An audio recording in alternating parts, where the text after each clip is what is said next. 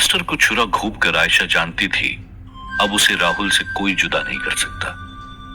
इस खुशी ने आयशा की आंखों को आंसुओं से भर दिया था।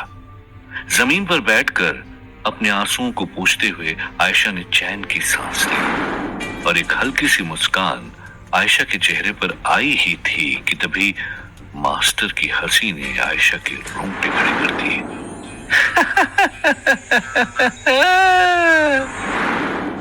आयशा ने पलट कर देखा तो मास्टर ठीक उसके पीछे खड़ा था। आयशा को अपनी आंखों पर यकीन नहीं हो रहा था। इससे पहले मास्टर कुछ कहता आयशा समझ चुकी थी कि मास्टर ने उसके साथ छलावा किया है। दो पल के लिए आयशा की जीत मास्टर का ही बनाया एक भ्रम था। मास्टर ने आयशा की गर्दन पकड़ते हुए कहा, क्या समझा था तूने मास्टर को?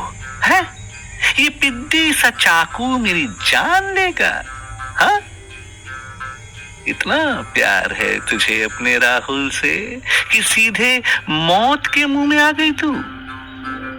तो एक बात समझ ले, बचपन से नजर है मेरी तेरे राहुल पर। वो मेरी जकड़ से कभी आजाद नहीं हो पाएगा, पर तू मेरे कोई काम की नहीं। पता क्या करूं तेरे साथ? वहीं दूसरी तरफ सीबीआई चीफ नायडू अपनी फोर्स के साथ राहुल के कमरे के बाहर पहुंच चुका था और जैसे ही उसने कमरे का दरवाजा खोला वो देखकर दंग रह गया।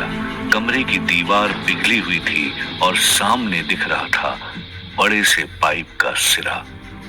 नायडू ने बौखलाते हुए अपने गार्ड्स पर चिल्लाया, 2 आदमी मेरे कमरे से गायब हो गए और तुम लोगों को भनक तक नहीं लगी?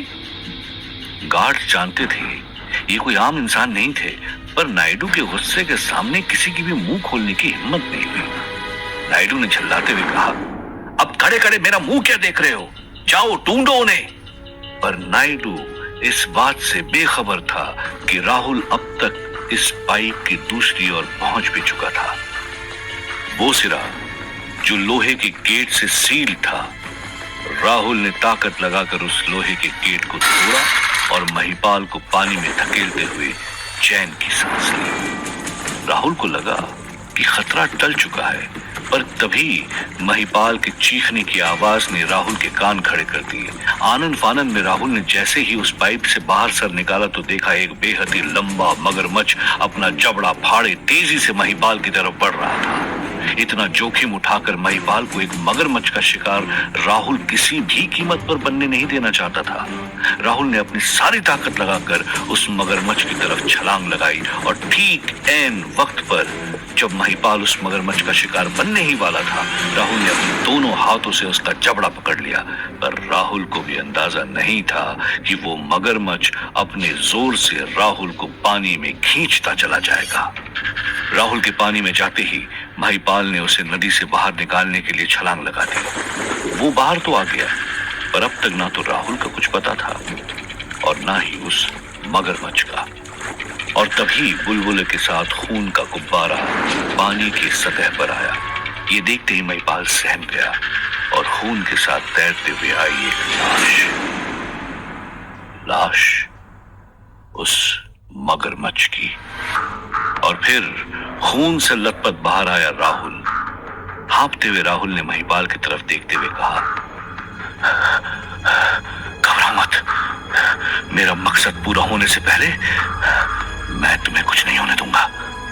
महिपाल ने राहुल की बहादुरी को सराहते हुए कहा, पहली बार किसी इंसान में अपने मकसद को पाने के लिए इतना पागलपन देखा है। मुझे बचा तो लिया तुमने, पर आगे क्या करना है? राहुल ने गहरी आवाज में कहा, करना नहीं है, जानना है कि कौन हो तुम। क्यों तुम्हें मास्टर, जो जुर्म की दुनिया का बेताज बादशाह है, वो हर हाल में बचाना चाहता है, और दूसरी तरफ नरकदूत जिसके पास अपार शक्ति है, वो तुम्हारी जान के पीछे पड़ा है। क्यों? महिपाल ने चौंकते हुए कहा, मैं किसी मास्टर या नरकदूत को नहीं जानता। मैंने अपने जीवन के 20 साल इसी जेल में बिताए हैं। राहुल ने उत्सुकता से पूछा, आखिर जेल क्यों हुई आपको? महिपाल ने खुद को संभालते हुए कहा, पढ़ा लिखा आदमी नहीं होना इसलिए। जवानी में नौकर था अजंता के एक घर में, उनके साथ ही रहता था। बड़ा घर, 2 भाई, उनकी बीवियां, बड़े भाई के 2 बेटे। एक दिन सुबह उठकर देखा सब मरे हुए थे। पूरे घर में बस लाशें ही लाशें थी और उन लाशों के बीच जिंदा बचा था सिर्फ मैं। इसलिए पुलिस ने मुझे ही मुजरिम मान लिया और कोर्ट ने मुझे फांसी की सजा सुना दी। तब से लेकर आज तक 20 साल से बस अपनी मौत का इंतजार कर रहा हूं। राहुल को महिपाल की बात में सच्चाई साफ नजर आ रही थी। मास्टर जब आयशा की बेबसी पर हंस रहा था, तभी नदी के किनारे खड़े राहुल ने निडरता से कहा, अब बातें करने का वक्त नहीं बचा चाचा। बस मैं तुम्हें मास्टर के हवाले कर अपनी जिंदगी वापस चाहता हूं। अपनी आयशा के पास जाना चाहता हूं। उसे हमेशा के लिए अपना बनाना चाहता हूं। महिपाल ने राहुल की आंख से आंख मिलाते हुए पूछा, और मेरा मेरा क्या होगा? राहुल ने महिपाल के कंधे पर हाथ रखते हुए कहा, तुम इस वक्त कोहिनूर से भी ज्यादा कीमती हो। तुम जितना समझते हो ये खेल उससे कई ज्यादा पेचीदा है। यहां लड़ाई अहंकार की नहीं बल्कि अस्तित्व बचाने की है। भरोसा करो मुझ पर। बिना सच्चाई जाने मैं तुम्हें इन शैतानों के हाथ नहीं लगाऊंगा। महिपाल ने राहुल को घूरते हुए पूछा, आखिर चल क्या रहा है तुम्हारे दिमाग में? अगला कदम क्या है तुम्हारा? राहुल ने हंसते हुए कहा, मेरा अगला कदम मौत से आंख मिलाने का है। खौलती हुई कढ़ाई में नरकदूत जेल की अफरा तफरी साफ देख पा रहा था। यादव जो नरकदूत के पास ही खड़ा था, उसने धीमी आवाज में कहा, पुलिस का दिमाग तो मेरा है, पर ये राहुल भी शातिर निकला। बड़ा खेल खेल गया वो तो। नरकदूत ने हंसते हुए कहा, ये खेल अब बदल चुका है। राहुल कितना भी शातिर हो, वो ये नहीं जानता कि वो सिर्फ इस खेल का एक प्यादा है। ये कहानी शुरू नरकदूत से हुई है और इसे खत्म भी नरकदूत ही करेगा। पुणे शहर से सटे मीलों तक फैले जंगलों में राहुल आंधी की रफ्तार से उड़ता हुआ मास्टर के पास जा रहा था और तभी राहुल को अपनी शर्ट में छुपे चूहे के मिनमिनाने की आवाज आती है। राहुल समझ गया था कुछ तो बात है। उसने अपनी रफ्तार धीमी करते हुए घने जंगल की घनी झाड़ियों में कदम रखा और अपना दायां हाथ शर्ट में डालकर उस चूहे को बाहर निकाला। इससे पहले राहुल उस चूहे का इशारा समझ पाता, राहुल को अपने पास किसी के होने का एहसास हुआ। राहुल ने बेचैनी में इधर उधर मुड़कर देखा तो पेड़ के पीछे रंग बिरंगे कपड़ों में मास्टर को देखा। मास्टर के चेहरे पर वही हल्की सी मुस्कान थी। मास्टर ने राहुल पर तंज कसते हुए पूछा, तू जब गया था तो 2 लोग थे, सोचा 3 वापस आओगे, पर ये क्या, तू तो अकेला ही बचा है। क्या महिपाल नहीं? इससे पहले मास्टर अपनी बात खत्म कर पाता, राहुल ने मास्टर की बात काटते हुए कहा, महिपाल मेरे पास है और जिंदा भी है। ये सुनते ही मास्टर की आंखें खुशी से झूम उठी और उत्साह से मास्टर ने कहा, जानता था वो यादव तो गधा है। एक तू ही है जो मेरा काम कर सकता है। तो बता कहाँ है महिपाल? और राहुल के दिमाग में कुछ और ही चल रहा था। उसने मास्टर की आंखों में आंखें मिलाते हुए कहा, जो तुम्हें चाहिए वो मेरे पास है और जो मुझे चाहिए वो तुम्हारे पास। तो पहले अपना वादा निभाओ, महिपाल तुम्हें मिल जाएगा। राहुल की ये बात मास्टर को सुई की तरह चुभी। मास्टर समझ गया था कि राहुल बदल चुका है। वो जानता है कि जीत ताकत से नहीं बल्कि हिम्मत से मिलेगी। राहुल की तरफ देखकर मास्टर ने गहरी आवाज में कहा, तो तू मुझसे सौदा करने आया है? तुम्हें जो समझना है समझ लो, बस इतना याद रखना कि वक्त कम है तुम्हारे पास। इससे पहले नरकदूत की नजर महिपाल पे पड़े, तुम मुझे वापस अपने जिस्म में भेज दो। ये सुनते ही मास्टर जोर जोर से हंसने लगा और हंसते हुए कहा,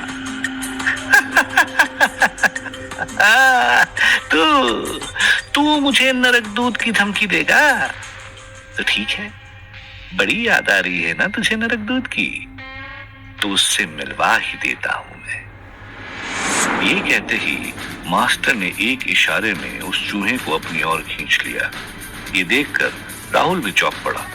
उसने ये कभी नहीं सोचा था। और फिर मास्टर ने राहुल की तरफ गुस्से से देखते हुए कहा, अब तू निपट नरकदूत से, मैं चला महिपाल को ढूंढने।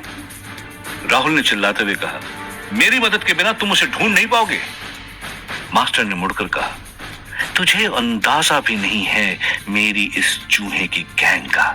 ये मेरे इशारे पर समुंदर से मोती ढूंढ सकते हैं, तो फिर महिपाल कौन सी बड़ी चीज है। ये कहते ही मास्टर वहां से गायब हो गया और पीछे छोड़ गया राहुल को, जिसे इस मुसीबत से बचने का कोई रास्ता दिखाई नहीं दे रहा था। और तभी अचानक आसपास अंधेरा छाने लगा। ये दस्तक थी नरकदूत की। बदहवास राहुल इधर उधर भागने लगा। वो जानता था कि अगर इस बार वो नरकदूत के हाथों लग गया तो उसका मरना तय है। देखते ही देखते हवाएं तेजी से चलने लगी। राहुल तेजी से भाग ही रहा था कि तभी एक बड़े से पत्थर से टकराकर राहुल जमीन पर गिर गया। डर के मारे राहुल ने अपनी आंखें बंद कर दी। नरकदूत की गुफा से आने वाली आग की तपन को राहुल महसूस कर सकता था, पर धीरे धीरे वो तपन कम होने लगी। राहुल को यकीन नहीं हो रहा था। हिम्मत से जब राहुल ने अपना सर उठाकर देखा तो पाया कि अंधेरा छट चुका है, हवाएं थम चुकी हैं। राहुल समझ नहीं पा रहा था कि आखिर हुआ क्या। ये बात तो तय थी कि नरकदूत ने उसे ढूंढ लिया था, पर फिर वो उसके सामने क्यों नहीं आया? राहुल की इसी उलझन का जवाब सिर्फ और सिर्फ नरकदूत के पास ही था, जो इस वक्त अपनी गुफा में खड़ा खौलते हुए कढ़ाई में राहुल को देख पा रहा था। नरकदूत ने पलटकर अपनी बाईं ओर देखा, जहां खड़ा था यादव। यादव ने हाथ जोड़ते हुए नरकदूत के सामने अपना सर झुकाया और कहा, मुझ पर दोबारा भरोसा करने के लिए शुक्रिया। मैं आपको यकीन दिलाता हूं, ऐसा खेल खेलूंगा राहुल खुद महिपाल को लेकर आपके पास आएगा। ये सुनते ही नरकदूत हंस पड़ा और कहा, जा देखता हूं पुलिस वालों का दिमाग कितना तेज होता है। यादव की आंखों में राहुल के लिए गुस्सा साफ दिख रहा था। अपने दांतों को रगड़ते हुए यादव ने कसम खाई, इस बार तू मुझे चकमा नहीं दे पाएगा राहुल। अब तेरी कहानी का दी एंड मैं करूंगा। वहीं कमिश्नर काफी देर से रोड के किनारे खड़ी अपनी गाड़ी में बैठा हुआ था और अपनी घड़ी की तरफ देखते हुए कहा, अब तक तो आयशा को आ जाना चाहिए था। कमिश्नर खुद घने जंगल में आयशा की तलाश के लिए निकल पड़ा। दूर दूर तक आयशा का कोई नामो निशान नहीं था और तभी कमिश्नर को झुमके की हल्की हल्की आवाज सुनाई दी। कमिश्नर ने उस आवाज का पीछा करना शुरू किया और कुछ ही समय में कमिश्नर उस जगह पहुंच गया जहां से झुमके की आवाज आ रही थी। पर काफी ढूंढने के बाद भी कमिश्नर को झुमका दिखाई नहीं दे रहा था। और फिर तभी कमिश्नर का ध्यान अपने पीछे वाले लाल पेड़ पर गया और जैसे ही कमिश्नर ने ऊपर देखा तो पाया कि आयशा का एक झुमका पेड़ की डाल से लटक रहा था। ये देखते ही कमिश्नर तंग रह गया और उसने जोर जोर से आयशा का नाम पुकारना शुरू किया, आयशा, आयशा। और तभी कुछ ही दूर पर कमिश्नर को आयशा के गले का हाथ मिला। अब तक कमिश्नर समझ चुका था कि आयशा के साथ कुछ बहुत ही बुरा हुआ है और तभी कमिश्नर की आंख नीले रंग के कपड़े पर पड़ी। जैसे जैसे कमिश्नर उस कपड़े की तरफ बढ़ा तो वो देखकर दंग रह गया कि ये कपड़ा नहीं बल्कि आयशा की साड़ी थी। उस साड़ी को कमिश्नर ने जब हाथ में लिया तो पाया उस साड़ी में कई छेद थे। ये कोई ऐसे वैसे छेद नहीं थे, किसी के काटने के छेद थे। बारीकी से देखने पर कमिश्नर समझ चुका था ये छेद तभी बन सकते हैं जब एक साथ हजारों चूहे इस पर टूट पड़े हों। ये सोचते ही कमिश्नर की रूह कांप उठी। वो सोच भी नहीं पा रहा था कि जब साड़ी का यह हाल है तो आयशा किस हाल में होगी। आखिर क्या किया मास्टर ने आयशा के साथ। और तभी कमिश्नर को अंदाजा हुआ कि वो इस वीरान जंगल में अकेला था। डर के मारे कमिश्नर वहां से पागलों की तरह अपनी गाड़ी की तरफ भागने लगा था। एक तरफ यरवाड़ा जेल में राहुल को ढूंढने के लिए टीम तैयार की जा रही थी, जिन्हें खुद नायडू ब्रीफ कर रहा था। पर तभी अचानक बाहर से गार्ड्स के चिल्लाने की आवाज आने लगी। नायडू ने भवे चढ़ाते हुए सोचा, अब कौन सी मुसीबत आ गई? पहले ही इतना सब कुछ देख चुका हूं, वो क्या कम था? और तभी उस कमरे में बदहवास दौड़ता हुआ एक कांस्टेबल आया और हांफते हुए उसने कहा, सर सर सर वो वापस आ गया। नायडू समझ चुका था कि कांस्टेबल किसकी बात कर रहा है और टेबल से अपनी गन उठाकर नायडू निडरता से बाहर चला गया और देखा कि राहुल सीधे उसकी तरफ चला आ रहा है, पर इस वक्त वो अकेला था। राहुल ने नायडू के करीब आकर कहा, अगर खून खराबे के उद्देश्य से आता तो अब तक कई लाशें बिछ चुकी होती। सिर्फ बात करने आया हूं, इसलिए कृपया अपनी गन अपनी जेब में रखें तो सबके लिए अच्छा होगा। नायडू ने गन तो अंदर रख ली, पर डर से नहीं बल्कि उत्सुकता से, वो भी जानने के लिए बेकरार था कि जो इंसान अब तक पुलिस से भाग रहा था, आखिर ऐसी क्या मजबूरी थी जो वो खुद चल के सीबीआई के पास चला आया था। राहुल बॉस की तरह नायडू के सामने वाली कुर्सी पर बैठ गया। नायडू ने भी राहुल की तरफ झुकते हुए कहा, तो आखिर चाहते क्या आप तुम? राहुल ने गहरी आवाज में कहा, महेंद्र नाथ गुप्ता, 20 साल पहले उसका और उसके पूरे परिवार का खून हो गया था। मुझे उस केस की फाइल चाहिए और ये काम सीबीआई से अच्छा और कौन कर सकता है? नायडू के चेहरे पर हल्की सी मुस्कान थी और उसने तंज कसते हुए कहा, तो आखिर इतनी शक्ति होने के बाद भी तुम किसी काम के नहीं? राहुल ने अपनी कुर्सी से उठते हुए कहा, नायडू, ये ईगो बैटल नहीं है। मैं जानता हूं तुम भी इस केस को उतना ही सॉल्व करने के लिए उतावले हो जितना कि मैं। अतीत में दफन ये एक फाइल हजारों राज से पर्दा उठा सकती है, सोच लो। मिलकर काम करें तो मंजिल दूर नहीं। राहुल की बातों में दम तो था, इसलिए बिना कुछ कहे नायडू अपनी टीम को ब्रीफ करने चला गया। राहुल फिर से बॉस की तरह उसी कुर्सी पर बैठा था कि तभी एक सुनी हुई आवाज राहुल के कानों में गूंजी। यह आवाज थी यादव की। यादव ने गहरी आवाज में कहा, शाबाश राहुल, तेरी तो दाद देनी पड़ेगी। अपने शरीर को पाने का इतना जुनून कि तू खुद चल के पुलिस स्टेशन पहुंच गया। पर सोच, जब ये शरीर ही नहीं रहेगा तो क्या करेगा तू? ये सुनते ही राहुल की रूह कांप गई। अपनी आंख बंद करके राहुल ने यादव से संपर्क बनाया तो देखा कि यादव पुणे के शमशान घाट में जलती चिताओं के बीच बिना डर के खड़ा था और चीख रहा था, यही जिस्म चाहिए था ना तुझे? तो आ, ले, पर टाइम कम है तेरे पास। या तुम महिपाल को मेरे हवाले कर दे या अपने जिस्म को हमेशा के लिए खो दे। ये कहते हुए यादव जोर जोर से हंसने लगा। राहुल जानता था वो एक ऐसे दोराहे पर फंसा था जहां आगे का कोई रास्ता दिखाई नहीं दे रहा था।